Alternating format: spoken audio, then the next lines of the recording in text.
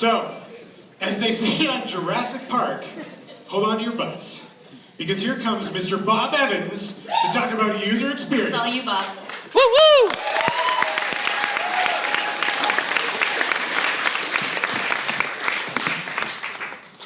And I'm no fool, I'll move this along so we can get to that squirrel story. I think we're all pretty invested in that. My name is Bob Evans, and I'm here to talk to you about user experience. I'm a little bit of a kinetic person, so I'm going to be walking back and forth on stage, making eye contact with a diverse group of people.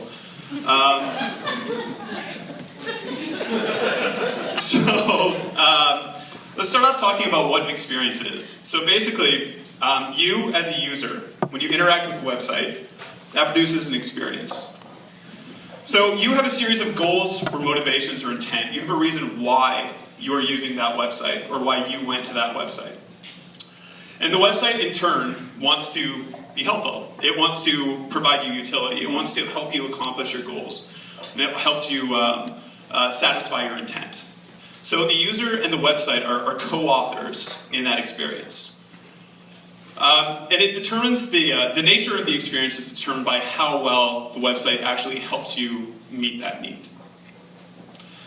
We have experiences every day.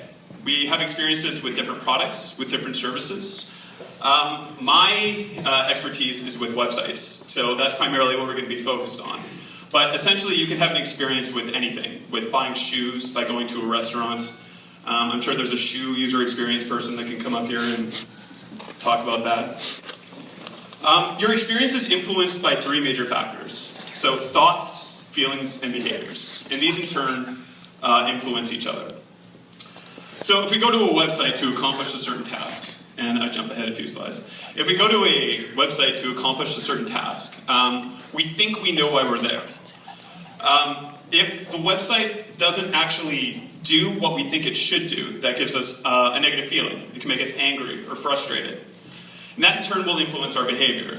It'll make us less prone to explore. It will make us more prone to decisive actions and impulsive behavior, which then in turn feeds back into thoughts. And since we're dealing with people, and people are emotional beings, and emotions are complex, this could be a pretty complex thing to try and nail down. So basically, we do ourselves a favor, and we break user experience down to two camps. We've got good, positive, bad, negative. And we can generally say that good things make us feel good, and bad things make us feel bad. So, hypothetically, we're super into cat videos, and our primary motivation for going to a website is to get that cat video. If we click that cat button video, and we got a cat video, that makes us happy. That's a positive user experience. If we click that cat video button and we did not get a cat video, that is going to make us pretty pissed off. And you are going to want blood in cat videos. So knowing this information, it actually took us a while to be able to do something with this. So user experience design as a design methodology is pretty new.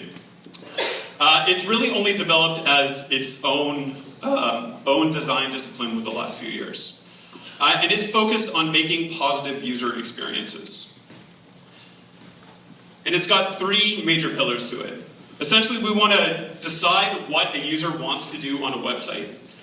We want to design a system to help them do that thing, and then be able to test and verify if the system meets their needs. So it seems pretty fundamental. Seems like we probably should have thought of that before. So why is this important? A few reasons. One of which is we interact with products like they're alive. So if you hate a website, and I'm sure you have a website that you hate, you actually hate that as like it's a person. So think of the worst person that you know. That is how much you hate that website. And that person's probably named Scott. It's probably not true. So basically all the elements of that website, so the typography, the content, the visual design, the navigation, how it's structured and layout, that kind of coalesces in your head and it forms a personality of that website. We interact with that website like it's a real personality. We do this actually all the time. So this is clearly a very sad storm drain and a very almost unsettlingly happy bottle opener. Except they're not. They're inanimate objects, and if you think that they're actually people, you're crazy. But we project meaning onto objects. So we project meaning onto these things the same way that we do a website. Also, the internet, there has never been a competitive space like the internet. The internet is essentially the merging of physical spaces. So once upon a time, if you wanted to buy a TV, you would drive to Best Buy, or you would, I've got Sears with a question mark. I had weeks to think of this presentation. I could not think of another website that sold TVs. It's like Woodward's. Essentially, there's no transportation costs on the internet. There's no brick and mortar store to separate these two things. So Best Buy and Sears not only are selling the same products, they live in the same space. It's essentially like they live in the same building. The difference between you going to Sears and you going to Best Buy is a matter of you turning your head slightly and then clicking a few buttons. And then all of a sudden you're in a completely different brand experience. What we've learned about users so far is that they can make snap decisions. If your website is bad or it gives them a bad experience, they'll leave. And they can often make that decision within a few seconds. The moment that they land on your page or your website, the clock starts ticking. Generally, if they're going to leave within the first 5 seconds. If there's a bad user experience, also chances are they might not come back. Because if they have a bad experience on your site and they go to another site, have a positive experience, you just disincentivized, and I was practicing this word beforehand and clearly nailed it, you just disincentivized them to go to your site and they've been incentivized to go to the other site. We've all had bad experiences on the web. We know what makes a bad experience. Broken links, unhelpful navigation, giant blocks of text that you're expected to read. Really, there's a core component to all of these experiences. You had a goal that you went to the website to accomplish, and it didn't let you do that. If it was nice and kind, it would have let you, but it didn't. And now all of a sudden, you've had a bad experience. So a lot of people kind of make the assumption that user experience, the primary function of it is visual design or user interface. Or how pretty things look, or what button you're going to click and where it is. So visual design is inarguably important to user experience, but it is certainly not the only thing. There are so many sub-disciplines that will go into user experience design. It crosses this breadth of industries and disciplines. How the content is written, how the navigation is laid out, what kind of research went into it, what kind of testing went into it. It's breathing new life into the library sciences as well. For larger, complicated sites like a Wikipedia or a corporate intranet, anything where there's a lot of information, that needs to be properly curated, properly labeled, properly findable. And that's where information sciences or library sciences, as a discipline, is unmatched. So there's a lot of different sub-disciplines that go into UX beyond UI. So if we take a look at this example right here, this is Craigslist. It's a social networking site for serial killers. It's obviously not a lot to look at. But in terms of the information architecture, that is how the information is laid out and how it's labeled, it is actually one of the top performing websites. Obviously, she's not much to look at, but if you were interested in finding a miscellaneous romance, you were only one click away to whatever the hell that is. Do not email me, I'm not interested in finding out. Let's look at the opposite side of things. This is healthcare.gov. So this was the companion site to the Affordable Health Care Act, or Obamacare, as my dad calls it.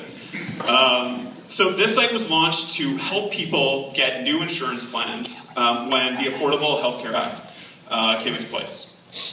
So the idea was someone would be able to come here, register, and then find a new way to, stop them from being sick. So obviously a lot of effort went into the visual design. It's a very pretty looking site. It's colorful, and there's a picture. It was also an unmitigated hot mess.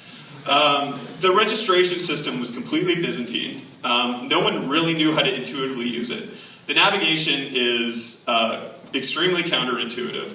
The forms that you had to fill out while you were trying to log in they could be hundreds of questions long. This was so bad, the user experience was so bad, that the President of the United States had to have a press conference apologizing for it. Which was a great day for user experience professionals, because all you had to do was short CNN clip, and then all of a sudden you're billing at a much higher rate. But that goes to show you can have a beautiful looking site, but the user experience can still be extremely negative impact if there's nothing behind it. So again, visual design, huge impact. Obviously the most noticeable impact. I mean, let's take a look at Amazon.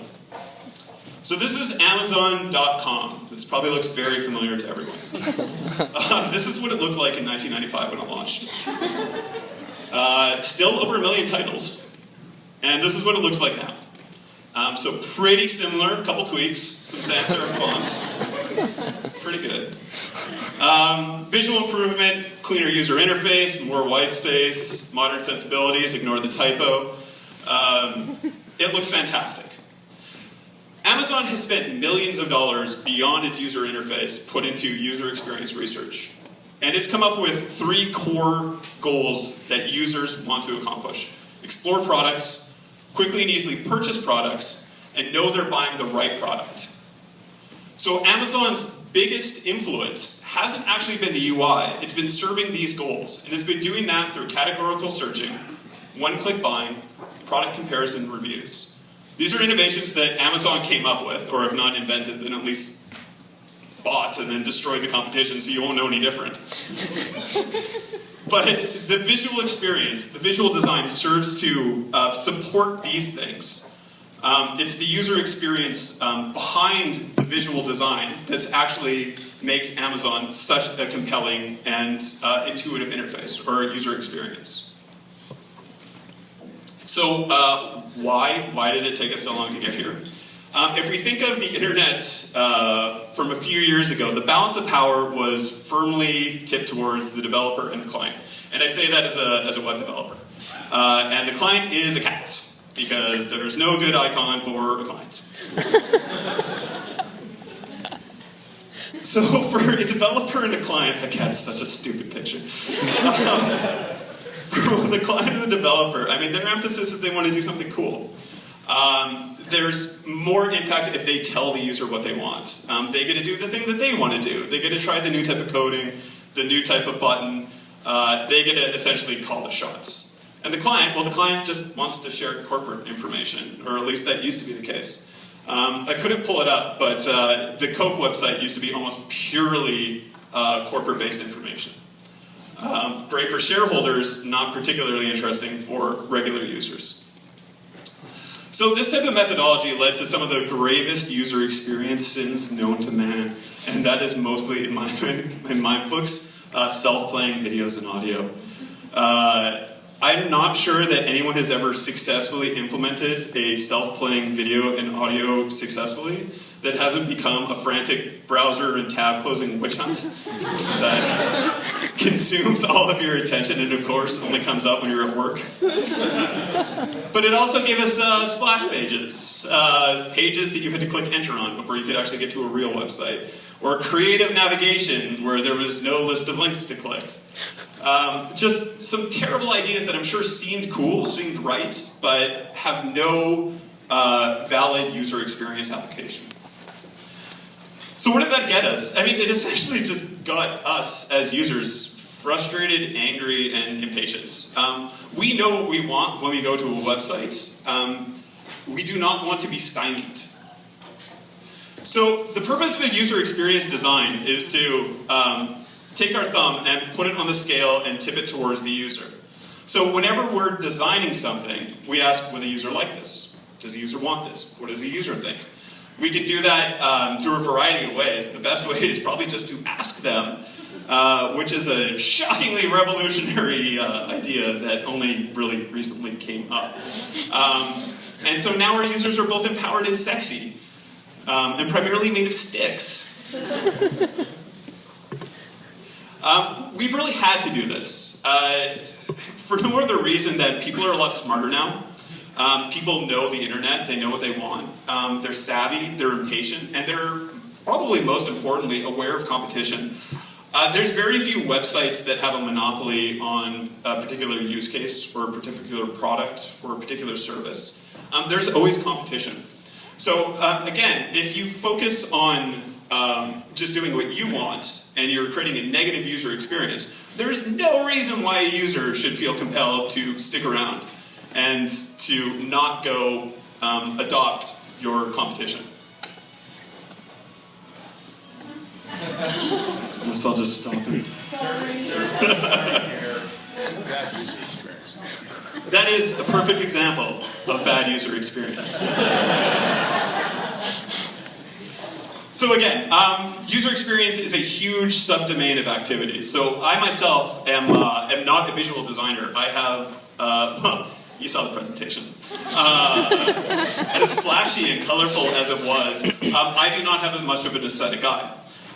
But when you're designing a website or designing a service, it's a collaborative activity with a lot of different sub-disciplines. So you should not feel responsible for having to develop the entire website yourself. And so that's actually about it. So I'm going to stall for time until someone else comes on stage.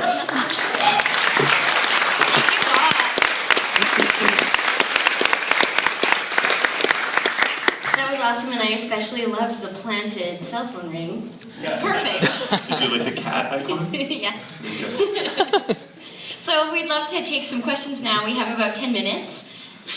That's a long time for questions. We have about 7 minutes. Does anyone have any questions for Bob? Yeah, I do.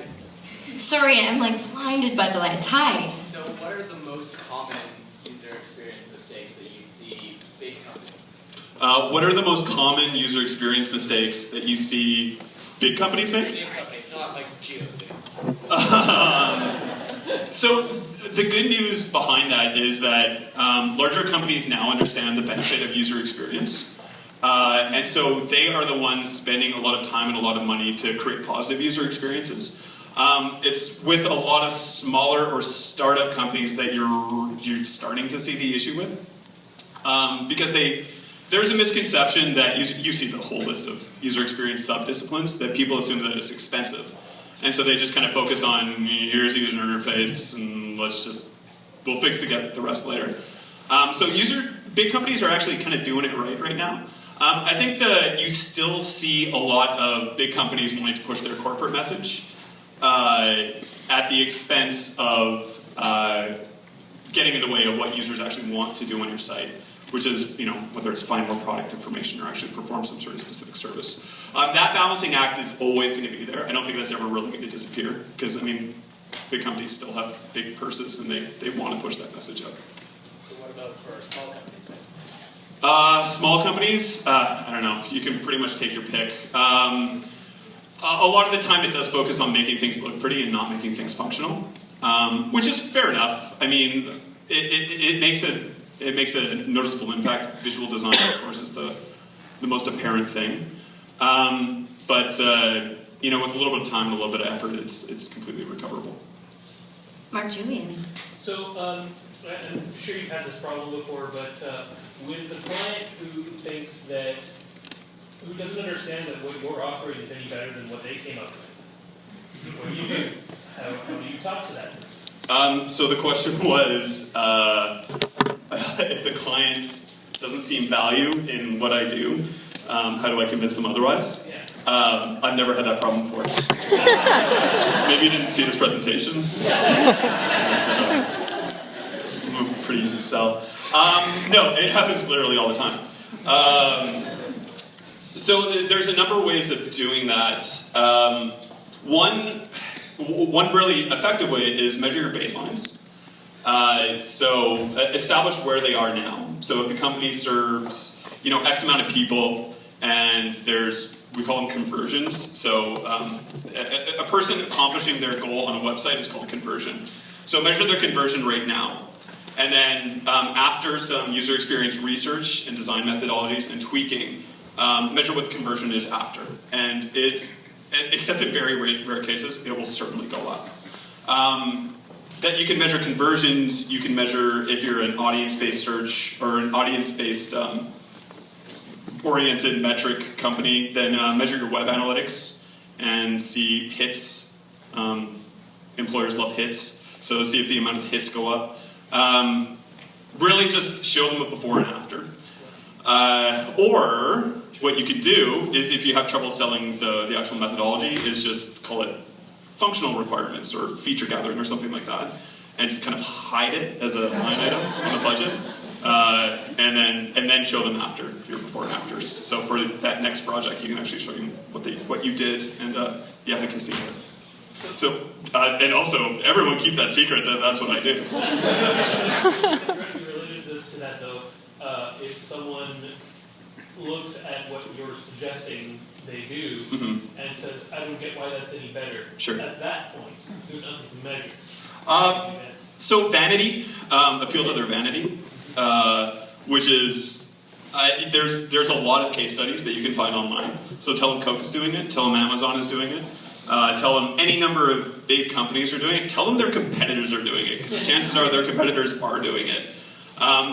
It's a cool, sleek thing to do in terms of design, and it doesn't have to be expensive. That's a very important point to make. So yeah, appealing to that, I don't know, that Ego. yeah, I guess, that the really unattractive part of people's brains. It's hungry for attention, so you might as well take advantage of it. Okay, we have another question over here. Has affiliate marketing had an impact on the user experience within the affiliate websites? That's a really good question. I'm not sure what affiliate marketing is. Sorry, the question was, has affiliate marketing had an impact on user experience design of websites? Not so much in the design, but in terms of the actual user itself. Like, we've all come across the websites where it looks like they're linking to an article, and they're not. They're linking to about 5 different affiliate websites that they're hawking the wares for. Yeah, okay, I understand. Yeah, it's almost never positive. The monetization of a website and the user experience don't necessarily go hand in hand, and they can be, and often are, inversely proportional to each other. If you do it subtly enough and you do it in a way that isn't affecting a user performing their goal, it's fine. If you're doing it in a way that's so flashy that it's affecting the user accomplishing their goal, it's not good and it's creating a negative user experience. But at the same time, you got to factor in that some people need to pay the bills, and that's just cost of doing business on the internet. There's good ways of doing that and there's bad ways of doing it. And users are actually, they catch on to certain ways of doing that marketing. There's something called banner blindness, which is in effect now, where the biggest thing used to be in the side of your website, you'd have like a big flashing flash ad that would say, come click this and go to this other site. We're now so savvy as internet users that we're blind to it. It's called banner blindness. We've been taught to ignore those things. We've been taught to ignore a lot of different marketing tricks. So you do have to find the right way to integrate it. I think I saw another hand over here. Amanda. Hello. Hi. As a small business, how do you effectively ask users what they want to see without just hearing the voices of a few crazy people? So as a small business, how do you effectively get user feedback without listening to the nuts? You're always going to hear the nuts, because they're the ones, for whatever reason, are most incentivized internally to try and tell you what's wrong. There's lots of different ways you could do it for soliciting user feedback. There's products out there that are both free or for a minimal charge, like Qualaroom, that you can do kind of integrated surveying within your website. Excuse me. That can be used in a way that doesn't too negatively affect user experience. It depends what your budget is. If you have a bit more budget, you can talk to a marketing firm in the city that will be able to find you users within your target demographic. It depends also kind of on what your site is and what the audience is. You could do something called guerrilla usability testing or guerrilla user interviews, where if you're comfortable with it, go to a Starbucks, go to the university, go to somewhere where there's people, and then ask them to use your site or ask them questions. Try to get them engaged. Usually having a modest incentive helps, even if it's like a $5 Tim Hortons gift card. It shows that you respect their opinion enough to actually pay them for it, and it at least engages them enough that you can start asking them questions. If you can get someone through like the first 10 seconds of a conversation in guerrilla usability testing, you pretty much got them for the next 5 minutes. You just have to be tactful about how much information that you're going to get. It might turn out to be a numbers game, but you might be surprised at the quality of the responses that you get. Yeah, if you have more questions about that after, feel free to talk to me. Any final questions? Oh, in the back there. Hi, I was just wondering, so working with a small business with limited resources, Yep. you can't really uphold the industry standard. For example, like a hair salon, you can't do online booking. Right. Is there any way to make alternate methods more enticing, like instead for them to call or something like that? Okay, so the question was, for a smaller business that might have a more modest budget, how can you increase conversions? So the example was for a hair salon, how can we increase the number of bookings? And I think you made an important point in there of industry standard. There's no industry standard that we really go against. Because it has to scale across a bunch of different markets, a bunch of different budgets, a bunch of different types of websites. So if we take a look at a salon specifically, if you have a limited budget, your user goal is really what's important. So your user's goal, let's say hypothetically, is to create a booking. You don't have the ability to do an online booking, but you still have the ability to let them reach their goal by providing contact information right up front. So we saw this within the last few years, especially with restaurant websites. Restaurant websites used to be almost laughably bad. Oh, they were laughably bad. We all got a pretty good kick out of them. Because restaurant websites used to have like very elaborate flash websites, and they would show you pictures of the food, and it would be like 5 minutes before you could actually click on anything. And even when you could, it was about like a bio of the chef, and then like a story of the cow that would be slaughtered that night. What people want when they go to a restaurant website is they want to know what are your hours, where are you, and what food you serve. When people started to clue into that, the user experience of restaurant websites increased exponentially. So in the case of a salon, it's not that different. You're still trying to meet that goal. They probably want to know where you are, what your hours, and what kind of services you do. So make that information abundantly clear. Now, granted, you're probably going to want to throw in a value proposition, why you're different from another salon, something like that. You can do that, but you just have to be respectful of why the user is there. And you have to be tactful and tactically push the information that you want to push in a way that's not affecting the user experience. Okay, we have one final question over in the corner here. Oh, by the way, this is all being built. This is all buildable. I'm curious to know if you've looked at any of the political party websites and who has the best user experience? You know what? That's a really good question. I haven't. Good answer. Yeah. They're all winners. I haven't, but if you want to see an interesting analysis of political websites, there is a company called Usabilla that did an analysis of the previous presidential campaign. And they did basically a huge write-up on what was right and what was wrong with each of the different campaign websites. So some of the highlights from that, at least, were don't make people read. Because, oh my god, people are so not going to read on your website. It's embarrassing. There's these things called eye tracking studies, where you can basically shine a camera on people's eyes, and then you can track how they're looking at a website. And if you look at these eye tracking websites, you'll see that they look at the logo, and then they kind of look at the navigation, and then there's like this huge streak to the bottom of the page, and they'll like look at the first word of every paragraph or every line, and then that's just basically, that's enough. Like, yeah, you can stitch together a story from that. So like, the most grievous sin of all of these websites was like, it was these huge blocks of text. So without having seen that, I would say the one who does that the least, that puts it in like bite-sized bullet points that are like 4 lines long at the max, that is going to be the most successful one.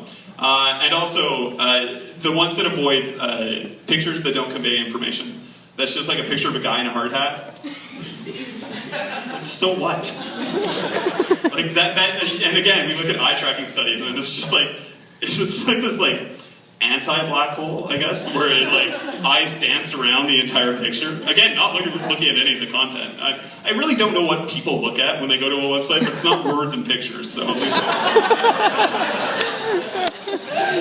Thank you so much, Bob. Your vocabulary was astounding in your presentation for having so few words. Thank you very much. You can follow me on Twitter if you do have any more questions about user experience. I'm more than happy to talk to you after. Awesome, thank you. So we're going to take a quick 10-minute break, head out to the bar, refresh your drinks, and come on back for our Q&A with our awesome crowd-funded Chartier owners. Woo-hoo.